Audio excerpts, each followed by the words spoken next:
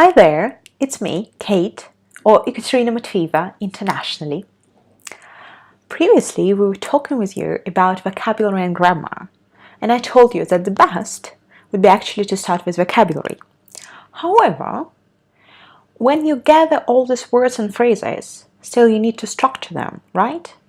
And last time I gave you an example of playing around with simple words, or let's say take verbs like must, can, and then choose a few most common verbs or nouns and then try to build complex phrases.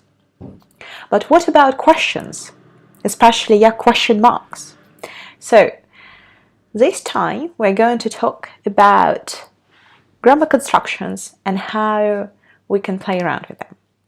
So for example, recently one of our Arabic lessons, so I was trying to build question phrases, but I had very limited vocabulary. And what I've got was quite laughable.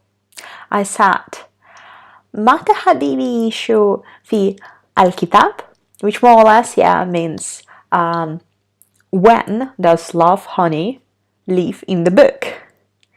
Which, from the point of vocabulary, makes no sense, right? I mean, it's laughable. However, the grammar construction, grammatical construction is correct. So in your case, when you start and you want to pick up this grammar structure, you want to understand how to form questions, especially, let's say, in German, English, whichever language it is, or how you want to form, negative forms. You can just take your basic vocabulary and without worrying about any kind of sense, build the sentences. Then you will capture the structure.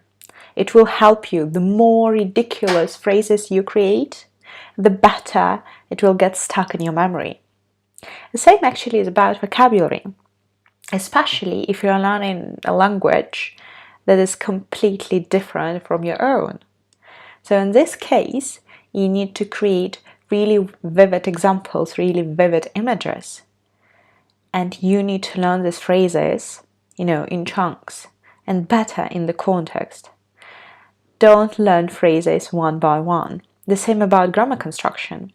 So if, for example, we're taking, Roman languages, again, German, where we have all these conjugations, all these different, endings, which is quite tough, the best way, definitely, try to remember it in the context, or getting all these endings, try to link them to particular people, like I do, you do, he, she does, so the endings, and then practice.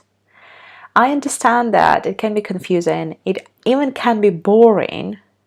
I know it, came from there, but you even can, create some